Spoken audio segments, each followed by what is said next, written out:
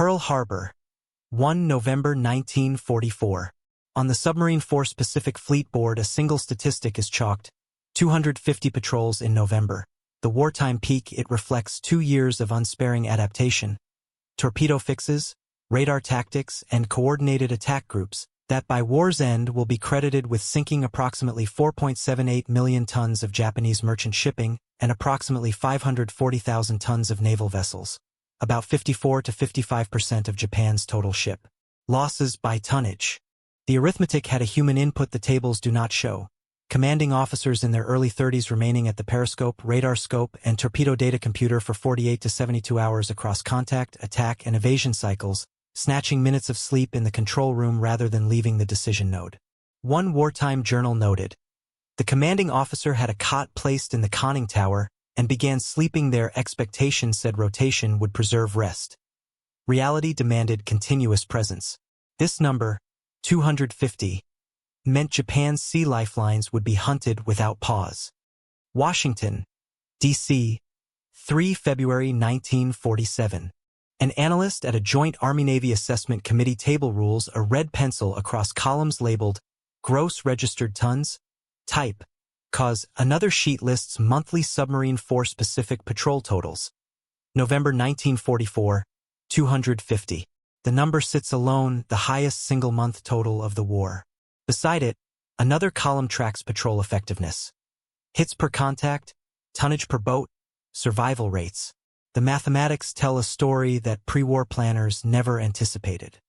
Pre-war Japanese planning assumed a dispersed empire connected by sea lanes protected by limited escorts, low submarine threat density, and a defensive perimeter that would push United States submarines far from main routes. The Imperial Japanese Navy calculated that convoy losses would remain manageable, that domestic production could offset attrition, that the vastness of the Pacific would dilute American pressure. The reality by 1944 tells a different story, one written in sunken hulls and empty fuel tanks. United States boats concentrated on petroleum and/or carriers, the arterial flow that kept Japan's war machine alive. Japanese convoy organization lagged escort and sensor modernization by 18 to 24 months. Cumulative shipping losses outpaced replacement capacity by ratios that grew more severe each quarter. The Joint Army-Navy Assessment Committee's audited totals attribute to United States submarines approximately 4,779,902 tons of merchant shipping and approximately 540,192 tons of naval vessels sunk, 54.6% of all Japanese losses by tonnage.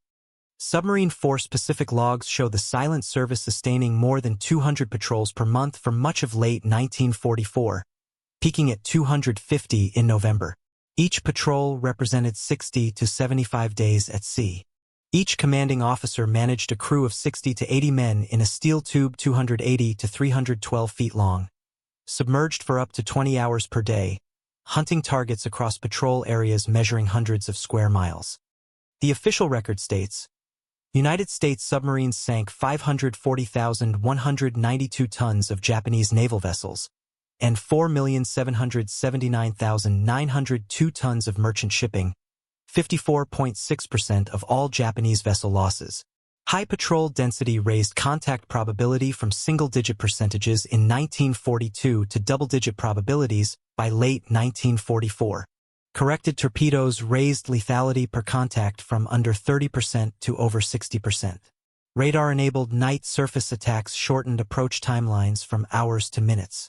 Cumulative hits severed oil flows from Southeast Asia to Japan's refineries, cutting petroleum imports by over 70% between January 1944 and August 1945.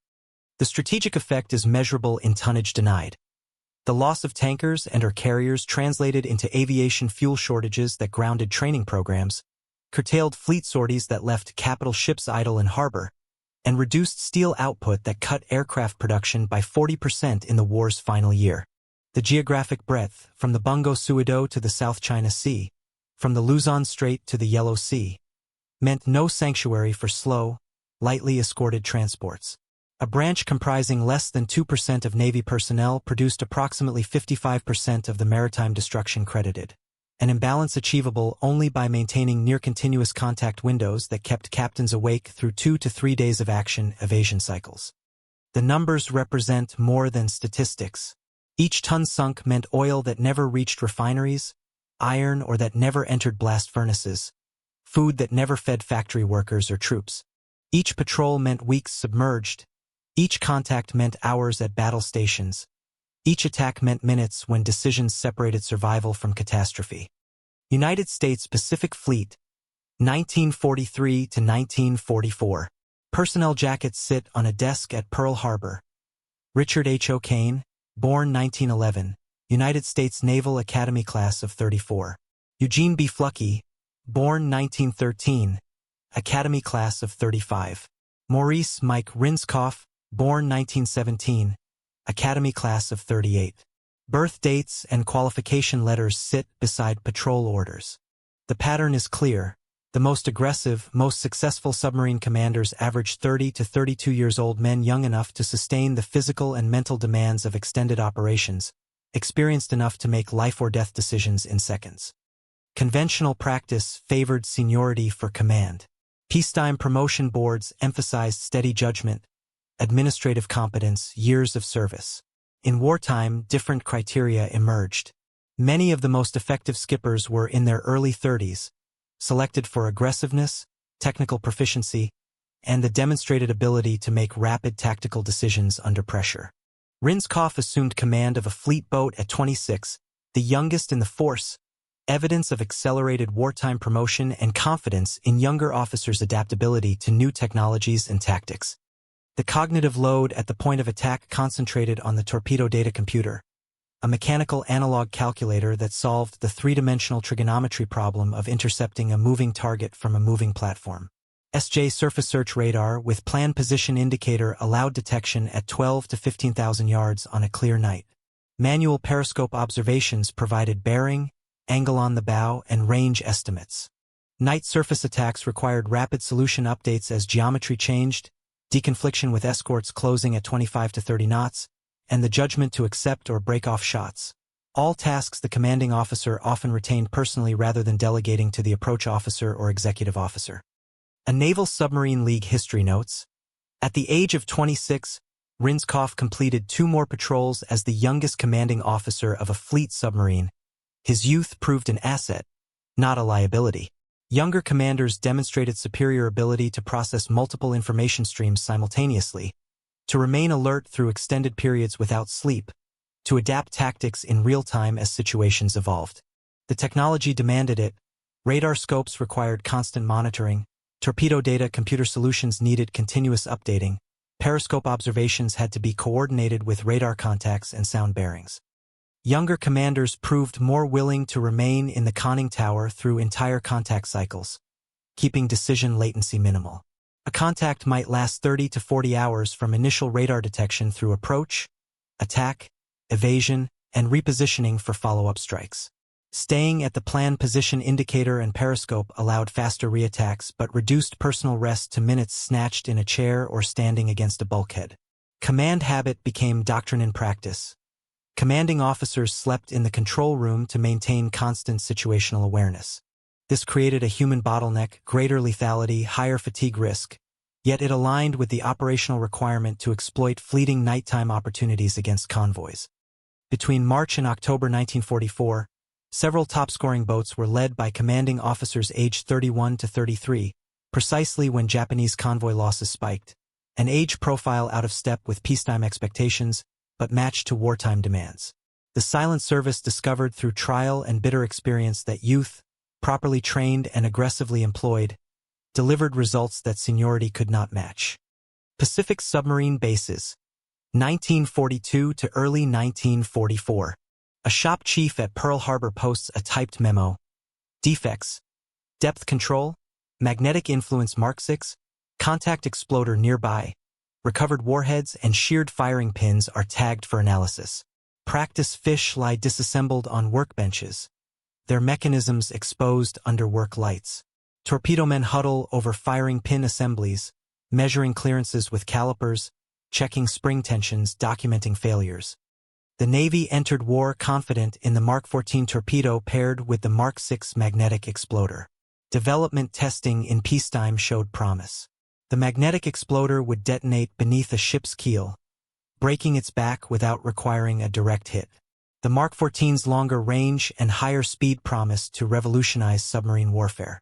On paper, the weapon system represented American technological superiority. In combat, it failed catastrophically. Fleet experience in 1942 to 1943 showed torpedoes running 10 to 12 feet deeper than set depth, passing harmlessly beneath targets. Premature detonations triggered by Earth's magnetic field variations wasted shots and alerted escorts. Contact exploders failed on oblique hits, the firing pin insufficient to trigger detonation when striking at angles greater than 60 degrees. Skippers reported perfect setups producing no explosions. Sound contacts hearing torpedoes strike hulls with metallic clangs followed by silence. Bureau of Ordnance Engineers initially resisted field reports, defending their designs against operational complaints. Pacific Fleet skippers filed increasingly urgent defect reports. Some conducted unauthorized but decisive tests, firing torpedoes at cliffs to check depth settings, recovering duds from shallow water to examine firing mechanisms, deliberately deactivating magnetic exploders to test contact performance. Theater commanders demanded corrective action, threatening to relieve Bureau personnel if fixes were not forthcoming. The solution emerged in stages. First, depth setting recalibration. Testing revealed the Mark 14 ran 10 feet deeper than depth setting indicators showed. Adjustment brought torpedoes back to proper running depth. Second, the magnetic influence feature was disabled. Field modifications deactivated the Mark 6 magnetic exploder, relying solely on contact detonation. Third, the contact exploder underwent redesign and reinforcement. Firing pins were strengthened, detonator mechanisms were made more sensitive, quality control was tightened at manufacturing plants. By late 1943 to early 1944, reliability improved markedly. Commanding officers who had experienced run after run of failures suddenly found their shots exploding on target. Hit percentages climbed from under 30% to over 60%.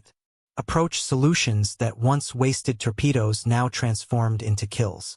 The psychological effect matched the tactical. Skippers regained confidence in their weapons, pressed attacks more aggressively, accepted higher risks knowing their torpedoes would function as designed.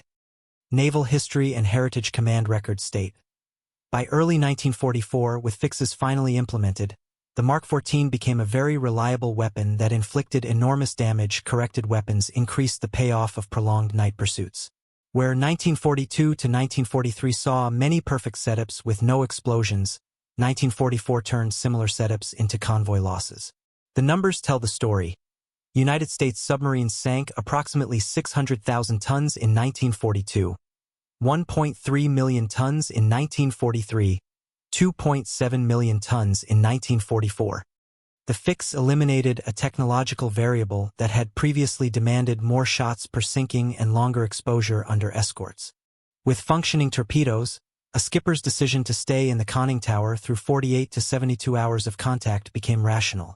The probability of kill per exposure had finally risen enough to justify the fatigue risk. The weapon system, submarine, radar, torpedo data computer, and torpedo finally worked as an integrated whole.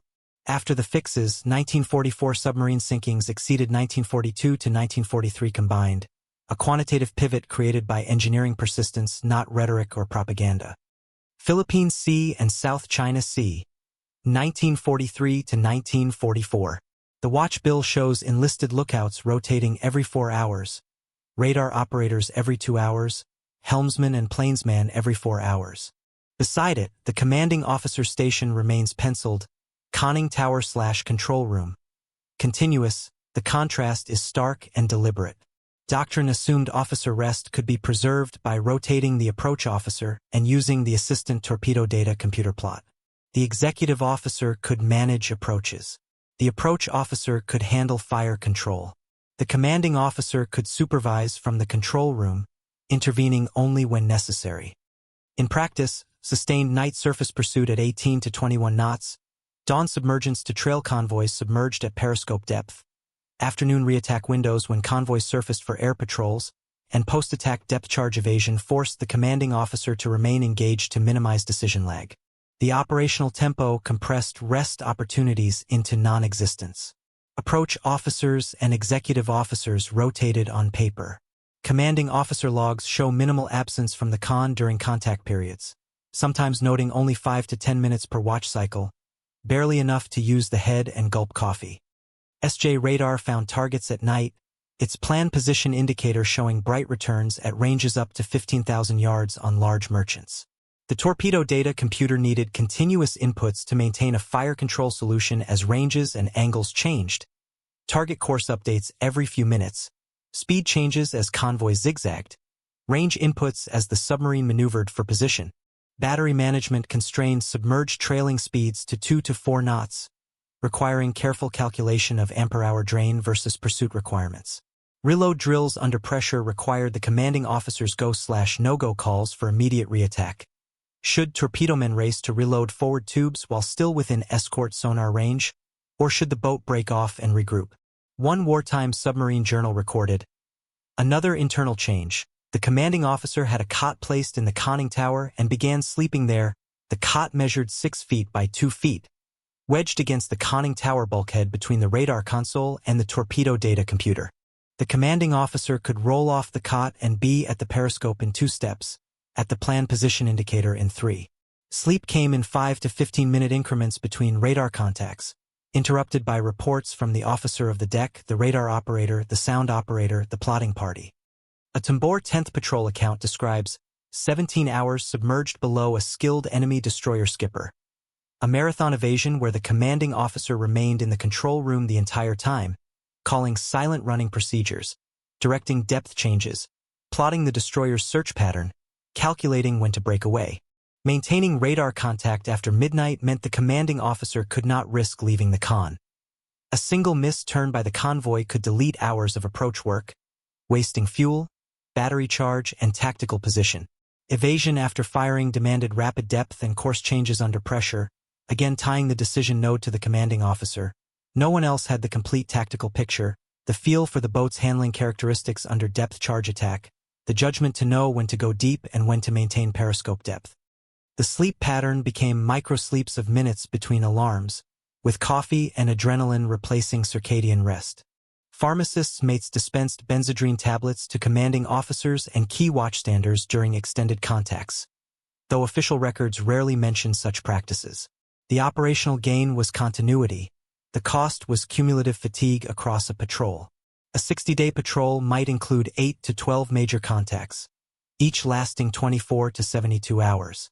Between contacts, commanding officers caught up on paperwork, inspected compartments, held training drills, and tried to reestablish normal sleep patterns, usually without success. The same radar that created night attack windows also lengthened wakefulness by binding the commander to the scope and plan position indicator. Technology improved lethality and raised human load simultaneously. Better sensors meant more contacts. More contacts meant longer periods at battle stations. Longer periods at battle stations meant more accumulated fatigue. The system optimized for tactical effectiveness, not human sustainability. Pearl Harbor planning rooms and forward areas.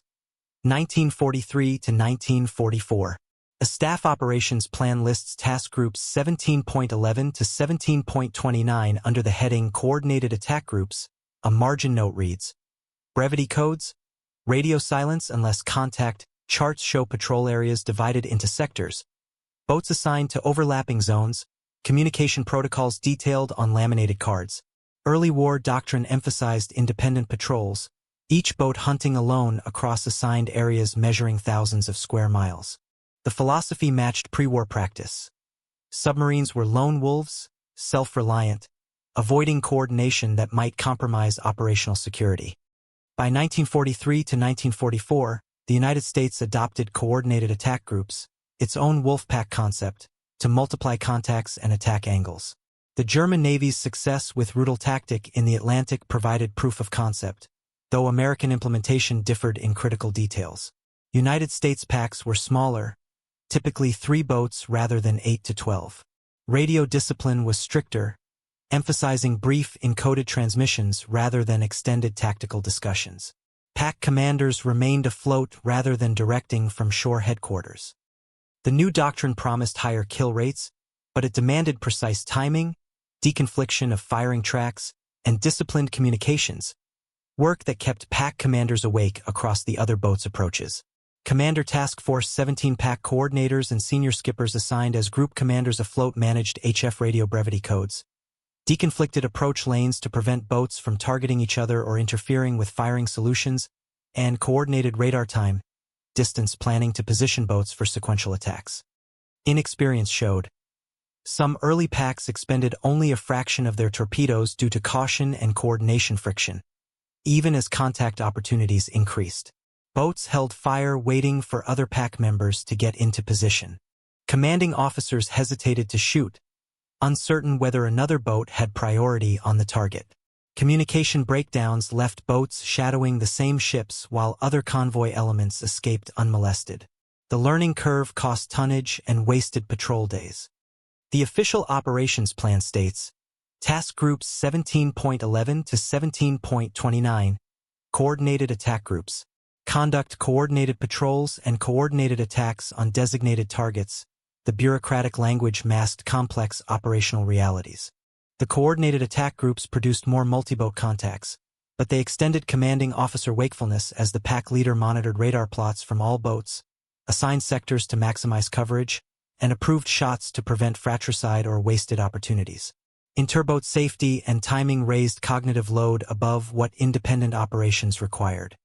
Pack commanders carried double burden, managing their own boat while coordinating pack tactics.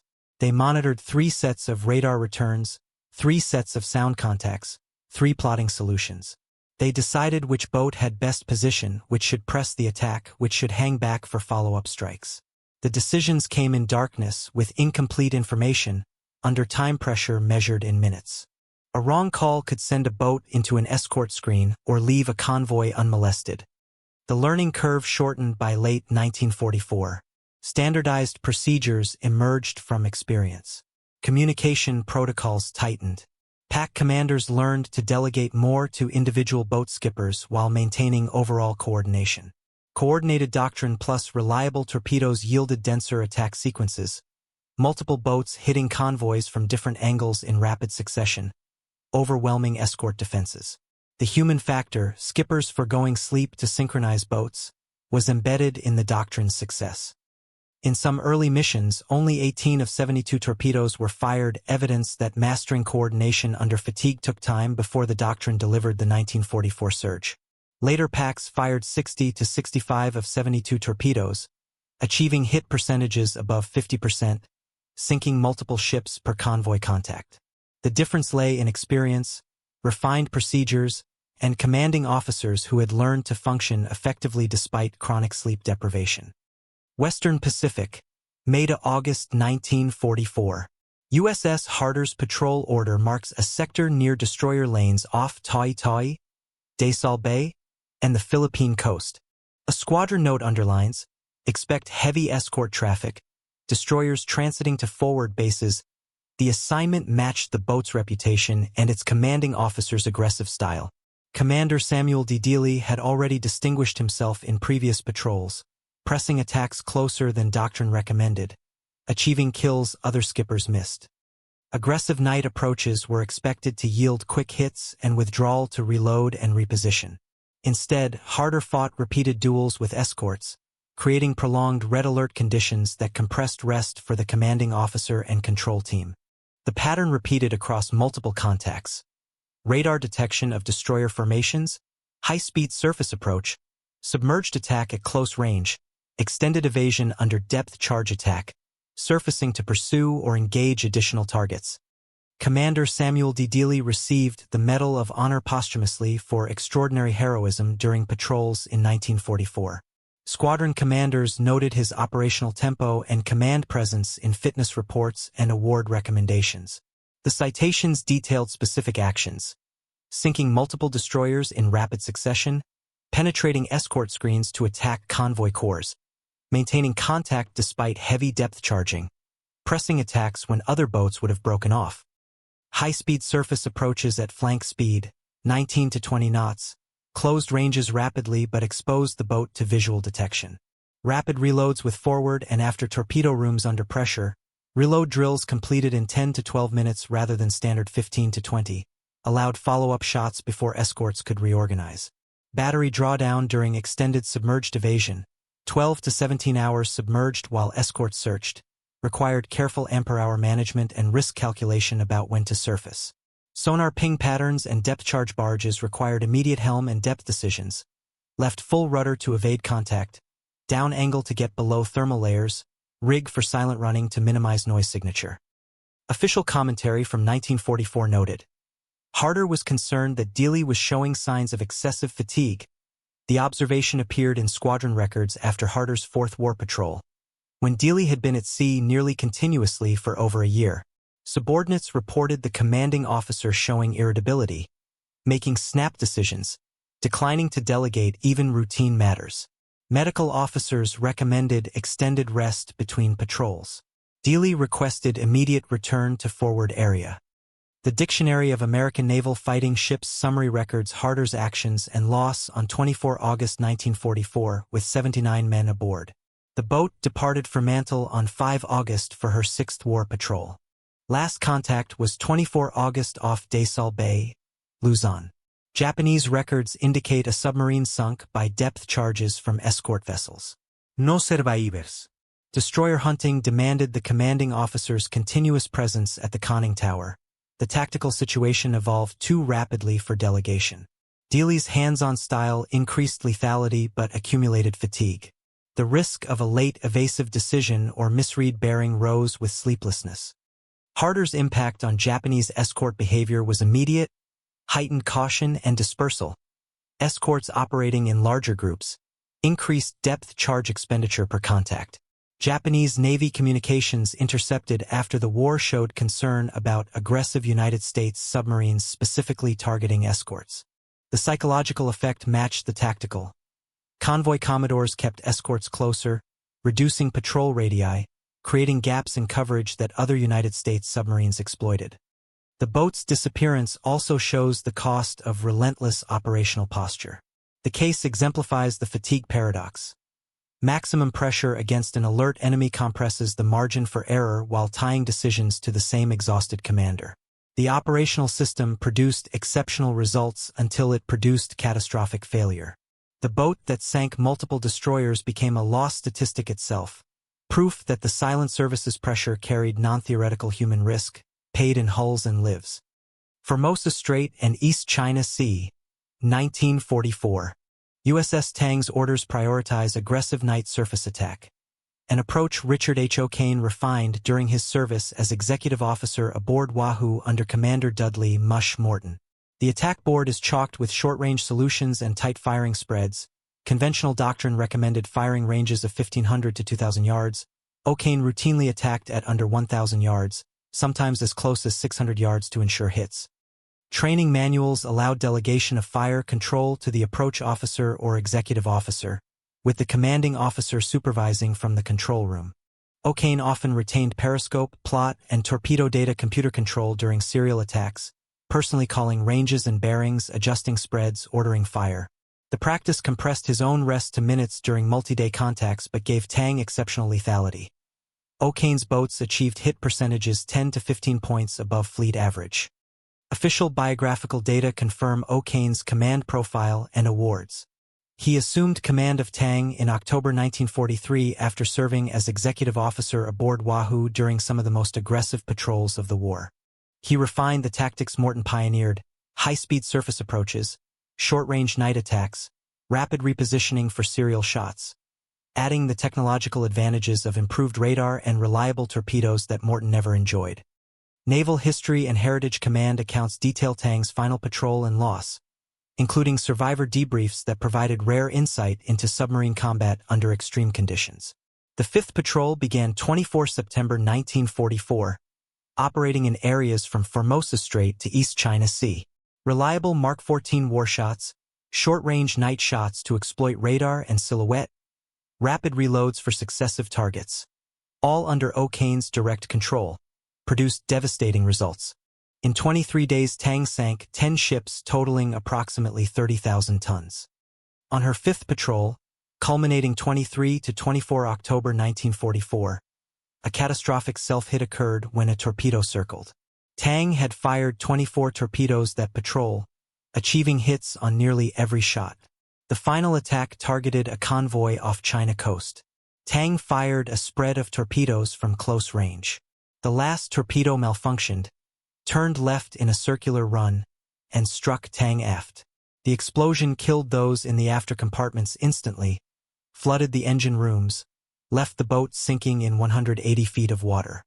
9 men on the bridge were swept overboard by the blast. 5 survived to reach shore, where they were captured by Japanese forces. 13 men inside the hull attempted escape from the forward torpedo room using Momsen lungs, emergency breathing devices allowing ascent from depths up to 150 feet. 4 survived the ascent, surfacing to be rescued alongside the bridge survivors. Total survivors: 9 from a crew of 87. O'Kane was among the survivors, spending the war's remainder as a prisoner of war. Commanding officer-centered fire control allowed exceptional lethality at short range but required extended wakefulness through multi-contact nights. O'Kane's patrol reports documented contacts lasting 48 to 60 hours, with the commanding officer noting total sleep of less than 6 hours during those periods. Concentrated command attention produced results. Tang became one of the top-scoring United States submarines, until a non-tactical torpedo failure ended the patrol and boat. The loss demonstrates the irreducible reality. One miss or malfunction, especially after 48 to 72 hours awake, could erase both boat and crew. Tang exemplifies the human technology coupling, maximum exploitation of radar and torpedo data computer against convoys, and the irreducible fact that even perfect execution by an exhausted commander could not overcome mechanical failure. O'Kane's tally placed him at the top of United States submarine skippers by tonnage sunk before the final torpedo circled back. Numbers built under deliberate wakefulness at the con, sustained through force of will and caffeine, producing results that justified the human cost until chance intervened. China coast and Sea of Okhotsk, 1944 to 1945. USS Barb's patrol brief shows shallow harbors and planned high-speed exits. A note highlights: no escorts close, attack and clear at flank, enemy doctrine does not expect harbor penetration. The Medal of Honor patrol window ran 19 December 1944 to 15 February 1945. A winter deployment in northern waters that added cold weather challenges to normal operational stress. Shoreline strikes and harbor penetrations offered surprise but little recovery time. The commanding officer and bridge/plot teams remained on station for long spans to manage navigation through charted and uncharted minefields, radar contacts in congested coastal waters, and gunnery or demolition actions requiring split-second timing. Eugene B. Fluckey received the Medal of Honor for extreme gallantry during this patrol, which included sinking numerous vessels, conducting shore bombardment, and executing a landing party mission to demolish shore installations. Crewmen executed demolition ashore, a submarine force first, and high-speed surface withdrawals under radar watch as Japanese shore batteries and patrol craft responded. SJ radar and plan position indicator for surface search allowed Barb to navigate coastal waters at night, using islands and headlands to mask radar signature from shore stations. Tight navigation along coast required constant piloting, taking fixes on landmarks, checking depth sounders, correlating radar returns with charts, work that demanded the commanding officer's continuous attention in unfamiliar, shallow waters. Battle surface doctrine, surfacing to engage targets with deck guns rather than expensive torpedoes, required coordination of bridge lookouts, gun crews, radar operators, and fire control personnel. Demolition against shore facilities required planning, coordination with landing party, timing of withdrawal to coincide with explosive detonation. Fluckey's synthesis of speed, surprise, and precise timing is recorded in operational histories and award citations that detail actions reading more like commando raids than submarine patrols. Naval History and Heritage Command H-Gram reconstructions track Barb in the HI-72 aftermath region, documenting how Fluckey pushed operational boundaries while managing risk through meticulous planning and aggressive execution. The patrol covered over 11,000 miles, expended all torpedoes, fired over 1,000 rounds of ammunition, and returned with damage from running aground during one harbor penetration. Evidence of how close Flucky operated to safety margins. Continuous commanding officer presence fused radar picture, navigation, and attack decisions into a coherent tactical flow. Extended wakefulness was a requirement, not a culture choice. Minutes determined survival in shoal water where depth under keel measured in feet rather than fathoms. One navigation error, one missed radar contact, one delayed decision could put the boat aground or into a minefield. Barb demonstrates how radar, training, and skipper-controlled timing turned coastal operations into strategic effects disproportionate to displacement. A single submarine inflicting damage typically associated with surface task forces or air raids. The cost was narrow safety margin under commander fatigue.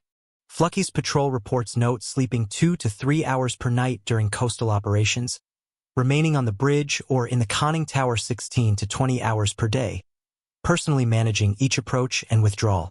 The operational tempo was unsustainable over extended periods, but Barb's patrol lasted only 60 days, considered short by 1944 standards, and Flucky took extended relief after return before his next patrol.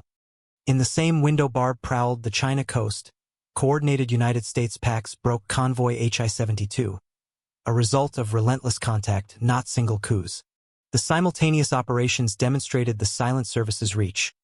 Boats attacking independently in northern waters while packs decimated convoys in southern areas. All coordinated through shore headquarters tracking every patrol, every contact, every success and loss.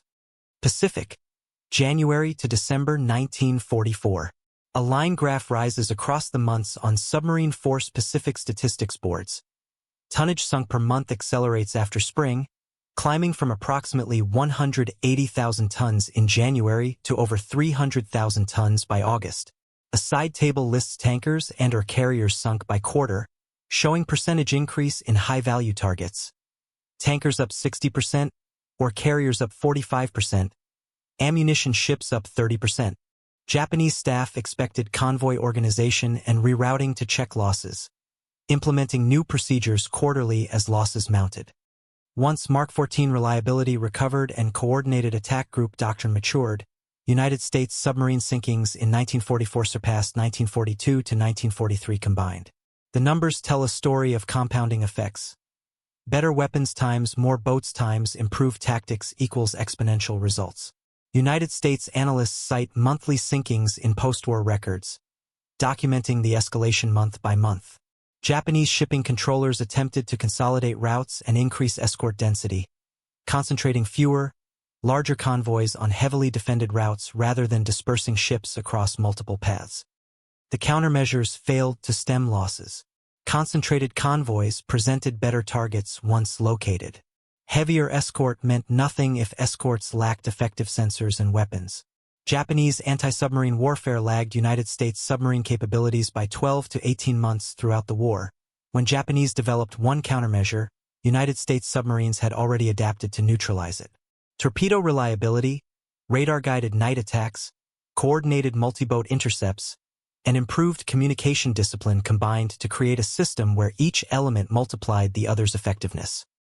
Peer-reviewed wartime shipping analysis states, the 1944 losses to American submarines was more than the total losses during 1942 to 1943 combined. The acceleration is visible in quarterly data. First quarter 1944 saw approximately 450,000 tons sunk. Second quarter approximately 600,000 tons. Third quarter approximately 750,000 tons.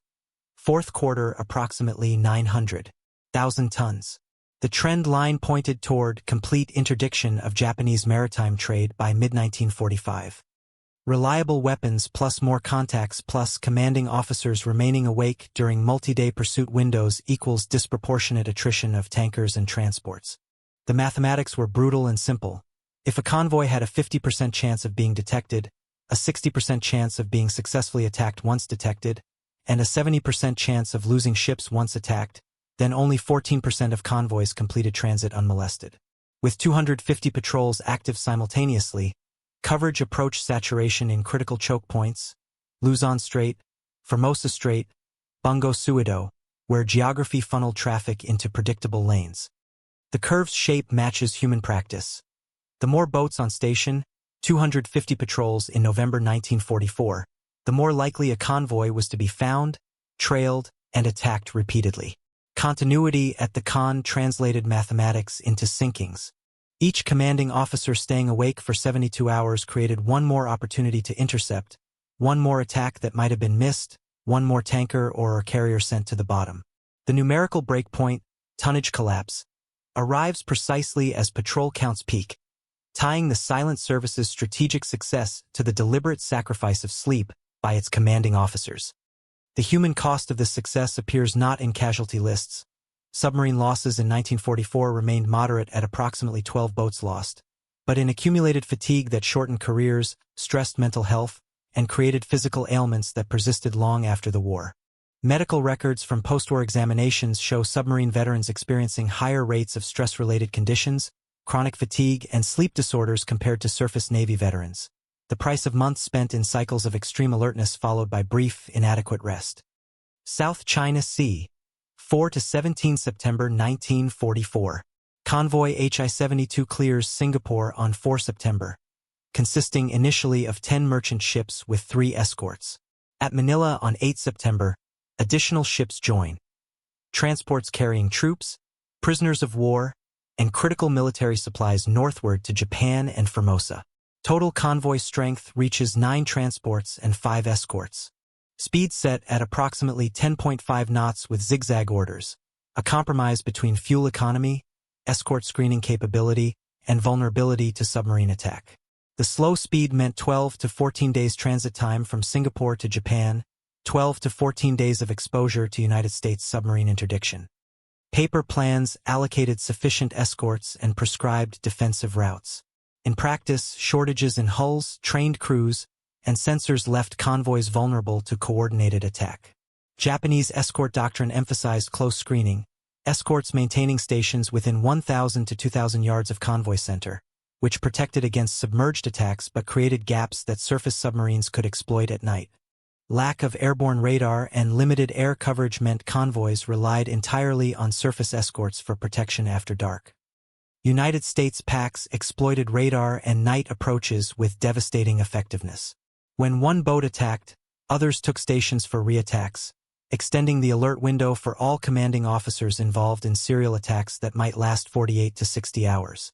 United States submarines Growler, Pampanito, and Celian made initial contact on 12 September, attacking from multiple bearings in rapid succession. Later, Barb and Queenfish encountered survivors and debris fields, attacking remnants and rescuing Allied prisoners of war from the water. Civilian and prisoner of war accounts from Rakuyo Maru and Kachidoki Maru add tragic dimension to the convoy's destruction. Both ships carried over 2,000 Allied prisoners of war, Australian and British troops captured at Singapore, packed into holds without adequate food, water, or sanitation. When United States submarines torpedoed the ships, prisoners trapped below decks drowned or died of exposure in the water. Approximately 1,500 prisoners died. The survivors rescued days later by United States submarines described nightmarish conditions of overcrowding, abuse by guards, and mass death during sinking and afterward. Escort doctrine, limited sonar effectiveness measuring ranges only to 2,000 yards in good conditions, lack of broad-area air anti-submarine warfare capable of vectoring escorts to submerged contacts, convoy fragmentation under attack as individual ships scattered rather than maintaining formation, all contributed to HI-72's destruction. Multiple ship sinkings occurred on 12 September 1944 with precise positions recorded in United States patrol reports and later verified against Japanese records. Scholarly convoy reconstruction states, convoy HI-72 initially consisted of 10 ships. Combined convoy included 9 transports and 5 escorts. Proceeded at 10.5 knots. Tables list ships sunk and positions on 12 September 1944. Rakuyo Maru torpedoed at 0340 hours. Kachidoki Maru at 0520 hours, multiple other merchants throughout the day as coordinated attacks continued. By 13 September, the convoy had effectively ceased to exist as an organized formation. Survivors scattered across hundreds of square miles, escorts attempting to rescue personnel rather than defend remaining ships. Japanese anti-submarine warfare could not disrupt the contact chain once established. United States commanding officers extended wakefulness to maintain trailing positions and coordinate reattacks, turning a convoy into a multi-day target set. HI-72 is a case where operational limits, escorts too few, training inadequate, sensors inferior, air cover non-existent, intersected with silent service practice. No respite for the hunted, no sleep for the hunters. The convoy's fate demonstrated what happened when Japan's shrinking defensive capabilities met America's expanding offensive power. By 17 September, Barb and Queenfish sailed into a debris field approximately 60 miles northwest of original attack position. Evidence that sustained submarine pressure, not a single ambush, broke the convoy system. Wreckage floated across square miles.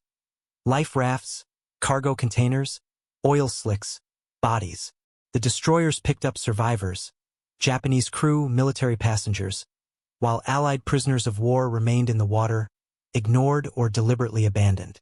United States submarines surfaced to rescue prisoners, pulling exhausted men from rafts and wreckage, providing medical care, radioing for additional rescue assets. The HI-72 destruction had strategic ramifications beyond tonnage sunk. Japanese shipping authorities reduced convoy sizes, increased escort ratios, rerouted traffic away from central corridors toward coastal routes, all measures that reduced efficiency and increased transit times. The psychological impact on merchant crews and naval escort personnel was equally significant. Convoy duty became a death sentence assignment, with survival odds declining monthly as United States submarines tightened their grip. Various boats and areas. 1943 to 1945. Damage control photos show crushed frames and buckled plates from depth charge near misses, evidence of the physical stress submarines endured during evasion. A patrol diary logs battery exhaustion after 16 hours submerged, leaks from sea valve packing deteriorated by pressure cycling, oil in bilges indicating hydraulic system damage from shock. Training limited continuous operations and emphasized rest cycles, watch-on watch-off rotations, regular meal schedules, opportunities for exercise and relaxation during transit. Wartime practice during prolonged contact kept the commanding officer at the con, delegating little during decisive minutes that stretched into hours. Tambor's report describes 17 hours submerged while evading a destroyer, a technical and psychological endurance test. The destroyer maintained sonar contact intermittently, forcing Tambor to remain below periscope depth, 150 to 200 feet, unable to see or use radar, relying entirely on sound and depth to evade. The commanding officer remained in the control room the entire period, calling maneuvers based on sound bearings and his mental plot of the destroyer's search pattern. Every depth change risked noise that would firm contact. Every speed increase drained battery reserves. The calculus balanced immediate survival against future capability. Harder's note about the commanding officer showing excessive fatigue appeared in multiple fitness reports and medical examinations during refit periods.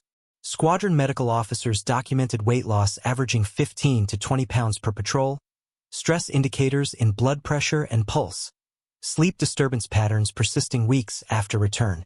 The assessments recommended rest, rotation to shore duty, medical treatment for exhaustion. The commanding officers, Dealey among them, typically declined, requesting immediate return to patrol. War Damage Report Number 58 documents submarine survivability under depth charge attack, providing technical analysis of damage mechanisms and structural limits. The report details how pressure hulls responded to near-miss explosions, frame deformation, plate cracking, rivet shearing, equipment shock damage. The data came from boats that survived to report damage. Boats lost to depth charging provided no data except that somewhere the accumulated damage exceeded survivability margins. A journal remark states the commanding officer slept in the conning tower, a practice noted across multiple boats and patrols. The conning tower became the nerve center during action. Periscope, radar, torpedo data computer, sound repeater, helm and dive controls, radio, all within a space measuring approximately 8 feet in diameter and 6 feet high. Cramped, humid, noisy. The conning tower housed up to 6 men during attacks. Commanding officer, executive officer or approach officer, quartermaster on helm, radar operator, torpedo data computer operator, sound operator. Adding a cot meant the commanding officer never left this decision center except for physical necessities. SJ Radar Plus Plan Position Indicator allowed the commanding officer to fight from the conning tower, integrating surface picture, torpedo data computer inputs, and helm orders without leaving the decision center. The Plan Position Indicator presented a two-dimensional tactical picture updating every sweep, contacts appearing as bright blips, own ship at center, heading and range scales around the periphery. An experienced operator could read convoy formation, identify escort patrol patterns, predict course changes minutes before they occurred. Submarine Review Analysis states, a more effective fire control solution was obtained with the commanding officer in the conning tower watching his plan position indicator scope and the identification display console simultaneously. The integration of sensors created situational awareness impossible in earlier wars, but it also created dependency. The commanding officer became the human processor integrating multiple data streams into tactical decisions. Delegation risked losing the gestalt, the feel for how the tactical picture evolved. Most aggressive skippers chose exhaustion over incomplete information.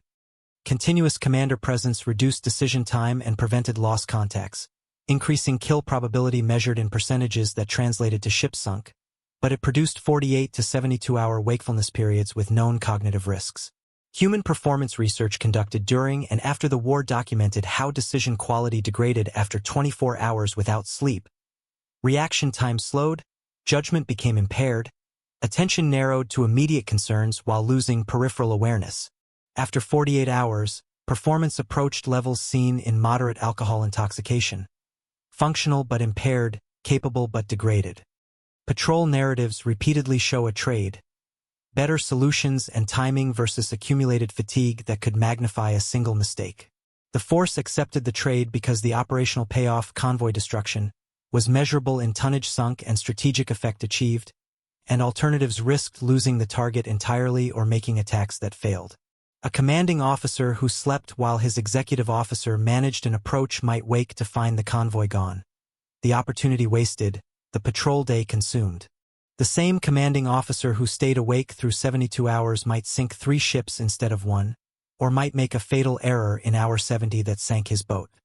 The same integration that maximized lethality maximized commander fatigue, a paradox written into the very successes later tallied by the Joint Army-Navy Assessment Committee.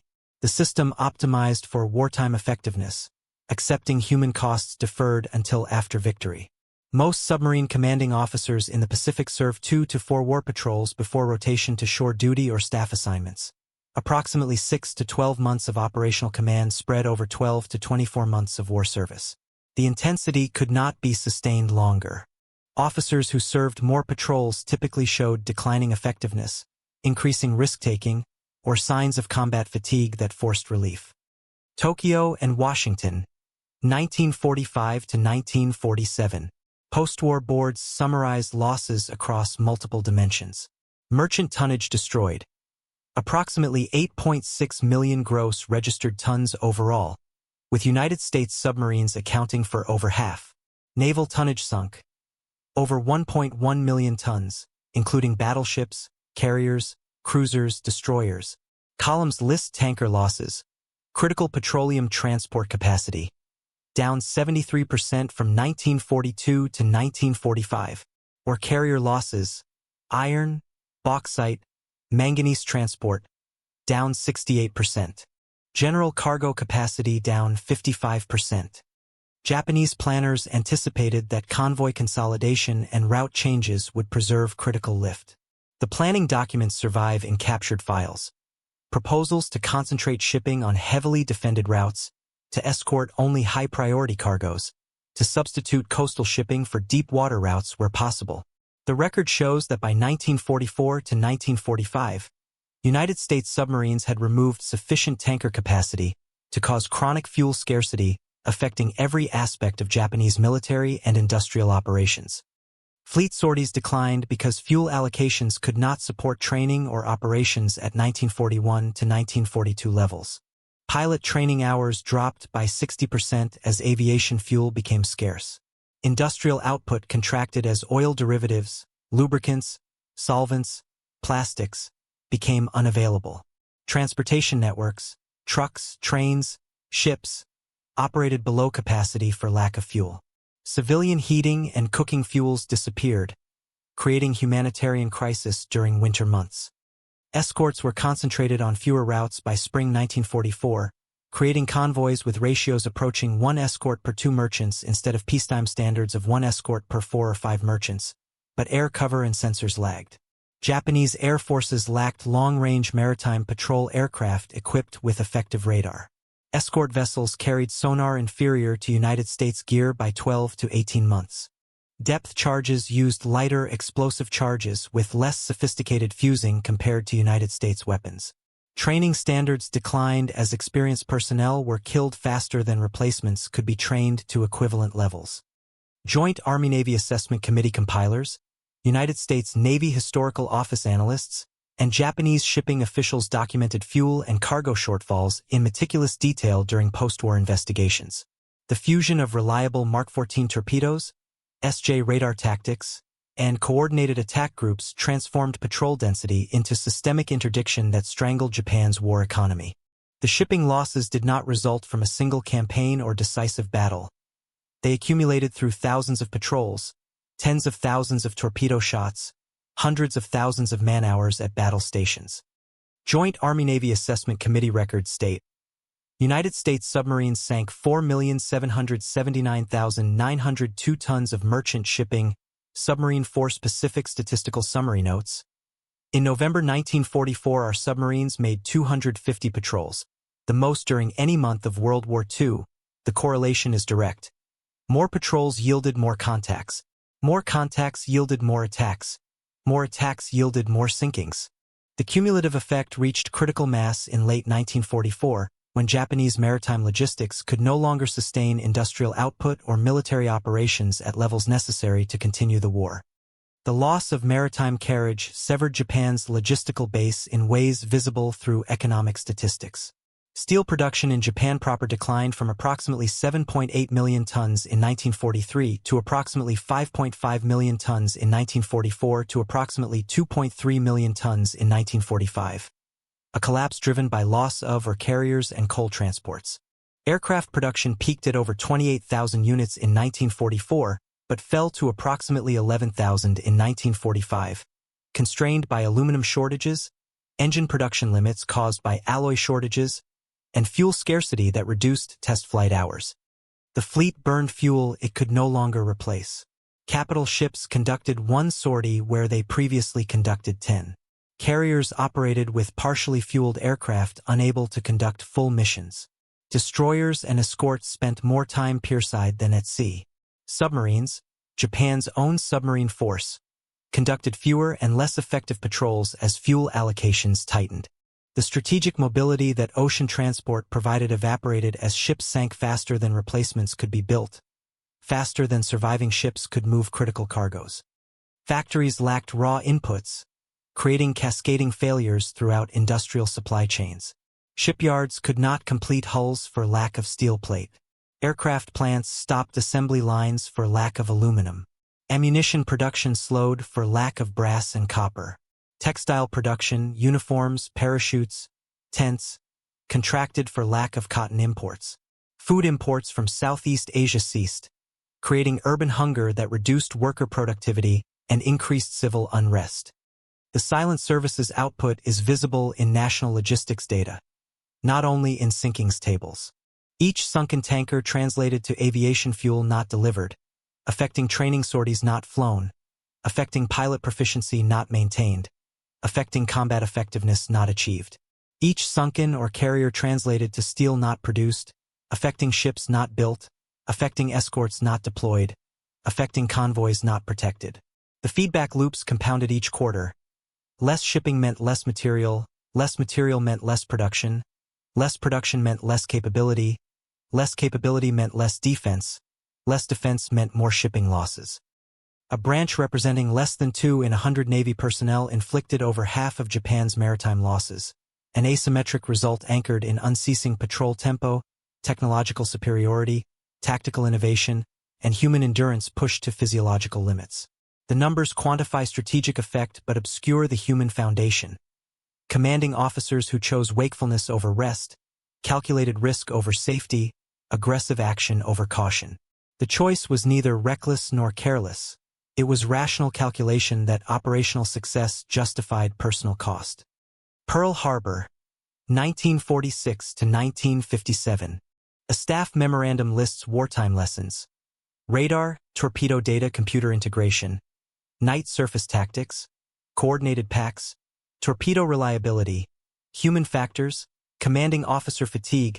The lessons learned process began even before war's end, accelerated during demobilization, and continued through the early Cold War period as the Navy digested its World War II experience and prepared for future conflicts. Textbook leadership emphasizes rest, rotation, and delegation, principles embedded in peacetime doctrine and training curricula. Wartime documentation shows commanding officers sleeping in the conning tower and remaining awake 2 to 3 days when contact required, because the operational cost of stepping away was lost opportunity measured in ships escaped, attacks failed, patrols wasted. The gap between doctrine and practice appeared in every after-action report, every patrol debrief, every fitness evaluation. The documentation forced recognition that peacetime standards did not survive combat pressures intact. Richard H. O'Kane, Eugene B. Fluckey, Maurice Rinskoff, and unnamed skippers whose journals and patrol reports described microsleeps, cots in the con, and refusal to leave the decision node during contact. These men became case studies in leadership under extreme conditions. Their methods were analyzed, systematized, refined into new doctrine that acknowledged reality rather than prescribing ideals. The human factors lessons learned in World War II influenced Cold War submarine operations, nuclear boat designs that separated command spaces from machinery spaces to reduce noise and fatigue, watch rotation policies that balance coverage with rest. The conning tower became a fusion center, plan position indicator, periscope, torpedo data computer, sound repeater, communications, helm control. Later Cold War doctrine preserved centralized control but added formal fatigue management, relief commanding officers on longer patrols, automated systems reducing human workload, attack centers designed with ergonomics and crew rest in mind. World War II's urgency left little administrative margin for such considerations.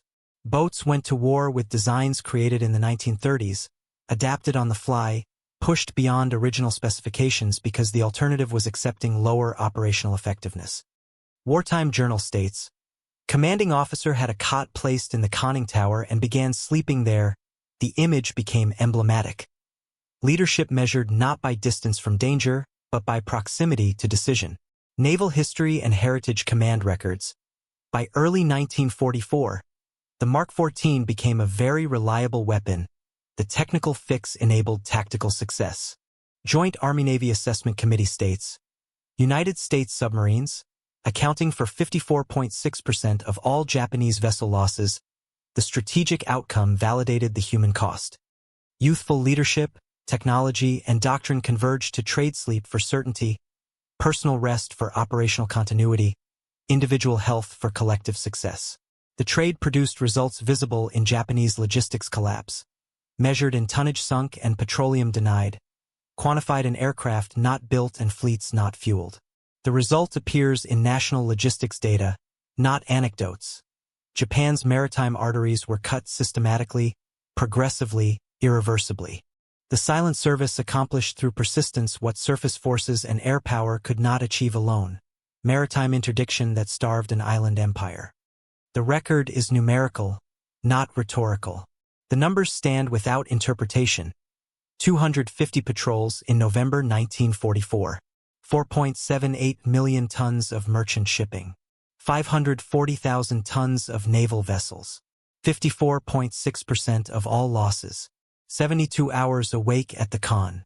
The statistics describe a system that worked brutally, efficiently, at profound human cost, until the system achieved its strategic objective and Japan's maritime trade ceased to exist as a military factor.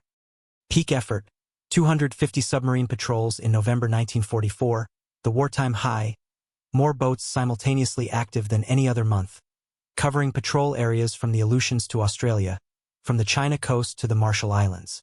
Effect: approximately 4.78 million tons of merchant shipping and approximately 540,000 tons of naval vessels sunk by United States submarines, roughly 54 to 55% of Japan's wartime ship losses by tonnage. an achievement unmatched by any other single service or weapon system in the Pacific War. Mechanisms. Torpedo defects corrected by late 1943 to early 1944 through persistent testing, field modifications, and engineering redesign.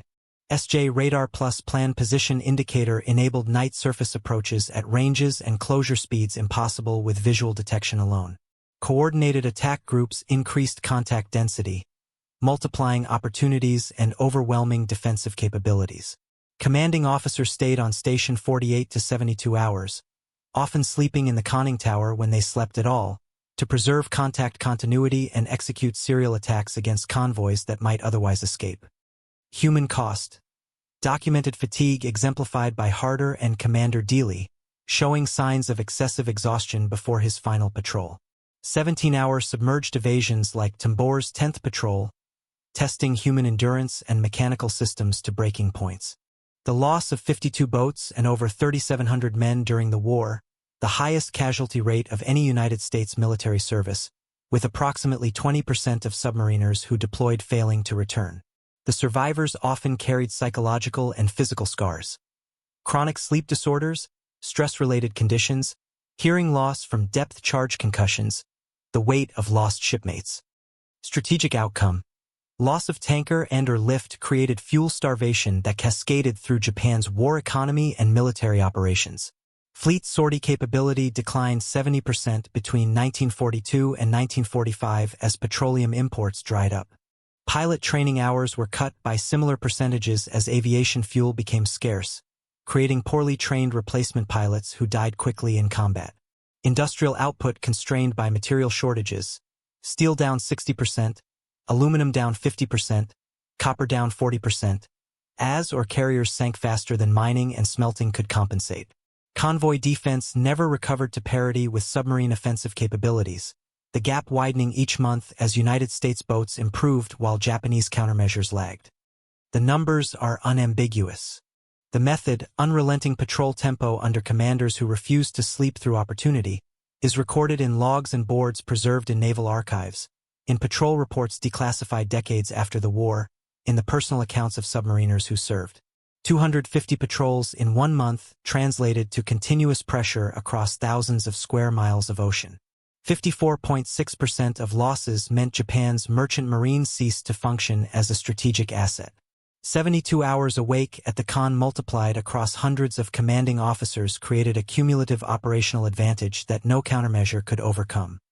The silent service wrote its record not in rhetoric or propaganda, but in tonnage denied and fuel exhausted, measured in manifests that never reached port, cargoes that never entered factories, petroleum that never powered aircraft or ships. The achievement was methodical, mathematical, built on a foundation of reliable weapons, effective sensors, coordinated tactics, and human beings who pushed themselves past reasonable limits because the alternative meant accepting operational failure. The cost was measured in submarines lost, in men who never came home, in surviving commanders whose health never fully recovered from months of accumulated fatigue. This is how wars are won. Not through single decisive battles or brilliant strokes of strategy, but through sustained pressure applied relentlessly despite human costs, through technological advantages exploited without mercy, through tactical innovations refined under fire and adopted fleet-wide, through young men making impossible demands of themselves because their nation required it and their shipmates depended on it. The Silent Service's achievement stands in the historical record, quantified precisely, its methods documented thoroughly, its human price paid in full.